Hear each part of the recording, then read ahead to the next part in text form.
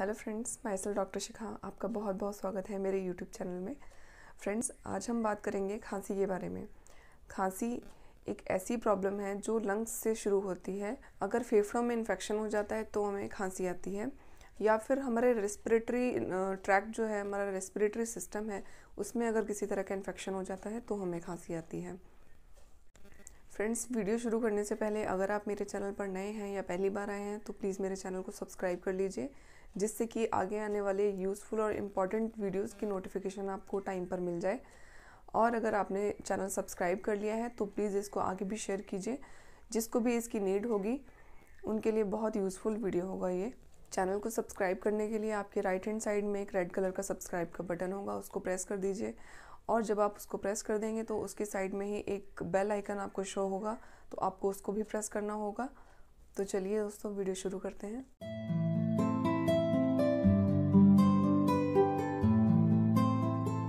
Friends, जानते हैं कि खांसी यानी कि कफ हमें क्यों होता है।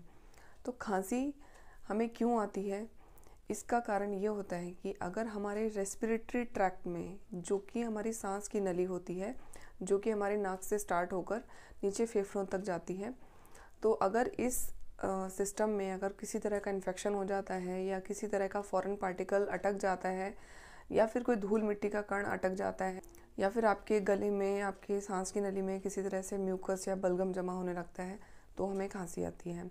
और तब तक हमें खांसी आती रहती है जब तक कि ये इन्फेक्शन निकल ना जाए। तो खांसी कुल मिला के एक तरह का प्रोसेस है, एक तरह की रिएक्शन है हमारी बॉडी से इन्फेक्शियस मटेरियल को बाहर निकालने के लिए, या फिर फॉरेन पार्टिकल को बाहर निकालने के लिए। अब जानते हैं कि खांसी के क्या रीज़न होते हैं। तो खांसी हमें किन किन वजह से आ सकती है। सभी लोगों में खांसी आने के अलग अलग कारण होते हैं। जो मेन रीज़न होते हैं वो इसके दो रीज़न होते हैं।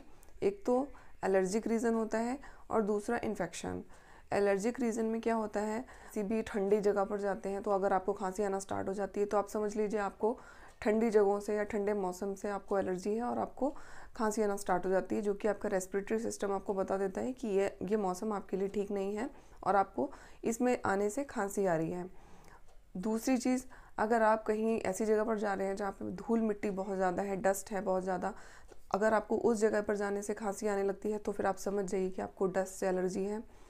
उसके बाद आता है, अगर एनिमल्स अगर आपने घर में पाले हुए हैं, पेट्स पाले हुए हैं, तो उनके जो बाल होते हैं या उनकी बॉडी से भी धूल मिट्टी निकलती रहती है, उससे आपको एलर्जी है, उससे आपको खांसी आती है। एनिमल्स आपके पास में आते हैं तो आपको खांसी आना या छींक आना शुरू हो जाता है, तो आप एनिमल डेंडर के लिए ससेप्टेबल हैं और आपको खांसी आएगी, उससे आप एलर्जिक हैं। अगर आप किसी ऐसी जगह पर जाते हैं जहाँ पे बहुत सारा धुआं है, बहुत ज़्यादा फ्यूम्स वगैरह का एरिया है, या फैक्ट्री वगैरह के एरिया में आप जा रहे हैं तो वहाँ से बहुत धुआं निकलता है, केमिकल्स का धुआं निकलता है, फ्यूम्स निकलता है। दूसरी तरफ अगर आपके घर में अगर कोई अगरबत्ती जल रही है, पूजा कर रहा है, कोई धूप बत्ती जल रही है, उसके धुएं से अगर आपको खांसी आ रही है तो फिर आप समझ लीजिए इन चीज़ों से आपको एलर्जी है। अगर आपको अस्थमा है, अस्थमा के केस में भी एलर्जी होती है और उसकी वजह से भी खांसी आती है। अस्थमा पे एक मैंने सेपरेट वीडियो बना रखा है, आप उसको भी देख सकते हैं। मैं उसका लिंक आपको डिस्क्रिप्शन बॉक्स में डाल दूँगी, तो आप जाके चेक कर सकते हैं। तो ये हो गए एलर्जी के कारण, कि आपको अगर एलर्जिक कफ है तो अगर आप इन चीज़ों के कांटेक्ट में आते हैं तो आपको खांसी स्टार्ट हो जाए, तो आप समझ जाइए इस पर्टिकुलर चीज़ से आपको एलर्जी है। दूसरा आता है इन्फेक्शन रीज़न। तो इन्फेक्शन के केस में क्या हो सकता है, बचपन में अगर आपको न्यूमोनिया हुआ था, उस टाइम पर अगर आपका ट्रीटमेंट ठीक से नहीं हो पाया है, या फिर उस टाइम पे इनकम्प्लीट ट्रीटमेंट हो पाया है, तो वो बॉडी में एक चीज़ पड़ी रहती है इन्फेक्शन न्यूमोनिया का, तो उसकी वजह से भी आपको बीच बीच में खांसी आना स्टार्ट हो सकता है। खांसी रुक जाएगी फिर होगी, तो ये एक रीज़न हो सकता है इन्फेक्शन की वजह से। फिर आगे चलते हैं। इन्फेक्शन को हमने दो कैटेगरी में सब डिवाइड किया है, जिसमें कि वायरस और बैक्टीरिया आते हैं। अगर आप वायरस या बैक्टीरिया के कांटेक्ट में आते हैं, बहुत ही ज़्यादा अनहाइजीनिक प्लेस है, उसके कांटेक्ट में अगर आप आते हैं तो आपको खांसी होती है। अब चलते हैं टाइप्स ऑफ कफ। खांसी कितने तरह की होती है, तो खांसी दो तरह की होती है। एक तो ड्राई कफ होता है और एक वेट कफ होता है। तो ड्राई कफ जैसे कि सभी लोग जानते हैं, सूखी खांसी इसे हम बोलते हैं। तो सूखी खांसी जिनको भी होती है वो इस बात को जानते होंगे अच्छे से। ड्राई कफ की क्या पहचान होती है, ये आपको बिल्कुल फोर्सफुली आएगा, बहुत तेज़ी से खांसी आएगी और खांसी में कोई कफ नहीं होगा, कोई म्यूकस नहीं होता है, कोई बलगम नहीं होगा, बिल्कुल ड्राई कफ होगा, सूखी खांसी होगी। और खांसते वक्त आपको मोस्टली चेस्ट पेन की प्रॉब्लम रहेगी, क्योंकि खांसी बहुत फोर्सफुली आती है और कुछ निकलता नहीं है उसमें। दूसरा कफ आता है वेट कफ, जिसको कि हम बलगम वाली खांसी बोलते हैं। तो इसमें क्या होता है कि बहुत शार्प की साउंड होती है खांसी की, और जनरली ये रात को होती है और इसमें बहुत ज़्यादा इन्फेक्शन होता है और बहुत ज़्यादा पेन भी होता है चेस्ट में आपको हो सकता है, और बहुत ज़्यादा म्यूकस बलगम निकलेगा इसमें आपको। सो खांसी आते वक्त बहुत ज़्यादा प्रॉब्लम होती है चेस्ट पेन में। बहुत लोग चेस्ट पेन की शिकायत करते हैं। कुछ लोगों को खांसी बहुत कंटिन्यूस आती है, जिससे कि उनके पेट की मसल्स में बहुत पेन होना स्टार्ट हो जाता है। तो फ्रेंड्स, ये सब था खांसी के बारे में। आज मैं आपको खांसी के लिए बहुत ही अच्छी और इफ़ेक्टिव होम्योपैथिक मेडिसिन बताने जा रही हूँ, जो कि बहुत ज़्यादा इफ़ेक्टिव होती हैं खांसी के केस में। अगर आप इनको लेंगे जिस तरह से बताया जा रहा है और अपने सिम्टम्स के अकॉर्डिंग, तो आपको बहुत अच्छा फ़ायदा होगा इनसे। सो फ्रेंड्स, सबसे पहली मेडिसिन है एंटीमोनियम टाट। ये मेडिसिन जो वेट कफ होता है, बलगम वाली खांसी के लिए बहुत अच्छी मेडिसिन मानी गई है। अगर आपके चेस्ट में से बहुत ज़्यादा आवाज़ें आ रही हैं, सांस लेने के टाइम पर आपको बहुत आवाज़ें आ रही हैं, खरखराहट की आवाज़ सुनाई दे रही है आपको, तो आप ये मेडिसिन ले सकते हैं। और इसी के साथ साथ अगर आपको चेस्ट में पेन हो रहा है, बहुत तेज़ी से खांसी आपको आ रही है, लेकिन खांसी में कोई बलगम नहीं निकल रहा है, लेकिन लग रहा है कि अंदर से चेस्ट बहुत भरा हुआ लग रहा है, कफ अंदर बहुत बुरी तरह से भरा हुआ है, तो एंटीमोनियम टाट बहुत ही अच्छी और इफ़ेक्टिव मेडिसिन इसके लिए है। और इसी के साथ साथ आपको सांस लेने में बहुत ज़्यादा दिक्कत होगी, बहुत शॉर्टनेस ऑफ ब्रीथ होगी। तो अगर आपको ये सारे सिम्टम्स मिल रहे हैं अपनी खांसी में, तो आप बिल्कुल एंटीम टाट ले सकते हैं। और बच्चों में कफ बहुत ज़्यादा देखा जाता है। फ्रेंड्स, बच्चों से स्टार्ट करते हैं। अगर आपके बच्चों को खांसी है तो आप एंटीम टाट 6 CH में ले सकते हैं। और 6 CH में आपको 2 बूंदें 1 चम्मच पानी में दिन में 3 बार उनको देनी है। और ये डोज है अगर आपके बच्चे 2 साल से कम एज के हैं उनके लिए। और अगर 2 साल से ज़्यादा एज के हैं, 2 से 10 साल के बीच के हैं, तो आप उनको एंटीम टाट 6 CH की 2 बूंदें डायरेक्ट टंग पर दे सकते हैं दिन में 3 बार। इससे खांसी बिल्कुल पूरी तरह से ठीक हो जाएगी। अगर बड़ों में खांसी है तो एंटीम टाट की आपको 30 पोटेंसी लेनी है और डायरेक्ट टंग पे आपको 2 बूंदें लेनी है दिन में 4 बार। खांसी इससे आपकी बिल्कुल पूरी तरह से ठीक हो जाएगी। और जितना भी म्यूकस अंदर भरा पड़ा है, आपके बलगम अगर भरा हुआ है अंदर निकल नहीं रहा है, तो इससे बलगम भी पूरी तरह से चला जाएगा और खांसी भी बिल्कुल पूरी तरह से ठीक हो जाएगी। एंटीम टाट बच्चों में भी और बड़ों में भी जनरली आप 3 दिन से लेके 1 हफ्ते तक दे सकते हैं। डिपेंड करता है खांसी की फ्रीक्वेंसी के ऊपर। खांसी अगर कम हो रही है धीरे धीरे, तो उसकी डोज को धीरे धीरे कम कर दीजिए। अगर आप दिन में 3 बार या 4 बार ले रहे थे, तो उसकी डोज को हाफ कर दीजिए, दिन में 2 बार लेना स्टार्ट कर दीजिए। और जिस तरह से खांसी कम होती जाती है, तो उसको अल्टरनेट डे पे कर दीजिए, यानी कि एक दिन छोड़ के फिर लीजिए। फ्रेंड्स, दूसरी मेडिसिन आती है ब्राइनिया अल्बा 30। तो ब्राइनिया अल्बा जनरली हम ड्राई कफ के लिए देते हैं। तो अगर आपको ड्राई कफ है, सूखी खांसी है, बलगम नहीं निकल रहा है, बहुत ज़्यादा चेस्ट पेन है, खांसते वक्त बहुत ज़्यादा चेस्ट पे आपको हाथ लगाना पड़ रहा है, ऐसा लग रहा है चेस्ट बिल्कुल फट जाएगा, इतना पेन हो रहा है खांसते वक्त, तो आप ब्राइनिया अल्बा 30 ले सकते हैं। जैसे ही अगर आप लेट रहे हैं या फिर हिल डुल रहे हैं थोड़ा सा भी, या फिर किसी से बात कर रहे हैं और सडनली खांसी अगर आपको आ जा रही है, तो ब्राइनिया बहुत अच्छी मेडिसिन है ऐसी सिम्टम्स के लिए। और इसी के साथ साथ अगर आपको ऐसा लग रहा है कि चेस्ट में म्यूकस बहुत भरा हुआ है, बिल्कुल चिपक गया है, निकल नहीं रहा है बाहर, तो ब्राइनिया बहुत अच्छी मेडिसिन है इन सब सिम्टम्स के लिए। तो ब्राइनिया की डोज हम बच्चों में कैसे देंगे? अगर बच्चों को खांसी है, 2 साल से कम है आपके बच्चे, तो उनको अगर देनी है तो ब्राइनिया की 6 CH पोटेंसी में आपको लेकर आनी है। और ये आपको 1 चम्मच पानी में 2 से 4 बूंदें डालकर देनी है। और ये आपको दिन में 3 से 4 बार दे सकते हैं। डिपेंड करता है खांसी की फ्रीक्वेंसी पे। बहुत ज़्यादा खांसी है तो दिन में 3 से 4 बार दे सकते हैं, और ज़्यादा नहीं है तो फिर दिन में 2 बार दे सकते हैं। और अगर आपके बच्चे 2 साल से ज़्यादा हैं, 2 से 10 साल के बीच में हैं, तो फिर आप उनको डायरेक्ट टंग पर 2 बूंदें डालकर दे सकते हैं दिन में 3 से 4 बार। और अगर बड़ों को खांसी हो रही है तो ब्राइनिया 30 की पोटेंसी में आपको लेकर आना है। और ये आपको डायरेक्ट टंग पर 2 से 4 बूंदें लेनी है दिन में 3 से 4 बार। और इसको आपको 3 से लेके 5 दिन तक कंटिन्यू करना है, बच्चों में भी और बड़ों में भी, डिपेंड करता है खांसी के ऊपर। अगर आपको खांसी 5 दिन के बाद भी नहीं जा रही है पूरी तरह से, तो आप इसको 1 हफ्ते तक या 10 दिन तक कंटिन्यू कर सकते हैं। नेक्स्ट मेडिसिन है इपिकैक। तो इपिकैक बहुत ही अच्छी मेडिसिन है खांसी के केस में। इस मेडिसिन का रिजल्ट बहुत ही अच्छा मैंने देखा है। मैं अपने क्लिनिक में भी बहुत ज़्यादा प्रिस्क्राइब करती हूँ इपिकैक।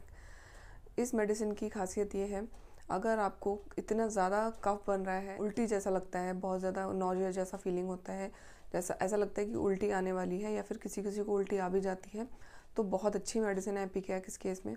अगर आपको बलगम नहीं निकल रहा है और अगर आपको लग रहा है कि अंदर बहुत ज़्यादा भरा हुआ है बलगम और बस आपको थोड़ा सा ही बलगम निकल रहा है और सांस जब भी आप ले रहे हैं छोड़ रहे हैं उसके साथ साथ एक आवाज़ चल रही है, एक सीटी जैसी आवाज़ चल रही है, बहुत ज़्यादा खरखराहट हो रही है, तो एपिकैक बहुत अच्छी मेडिसिन है इस चीज़ के लिए। अगर आपकी चेस्ट में बहुत ज़्यादा कंजेशन रहता है, ऐसा लगता है किसी ने बिल्कुल कस रखा है चेस्ट को और सांस नहीं आ रही है, और ये मेडिसिन अस्थमा के लिए भी बहुत अच्छी मेडिसिन प्रूव हुई है।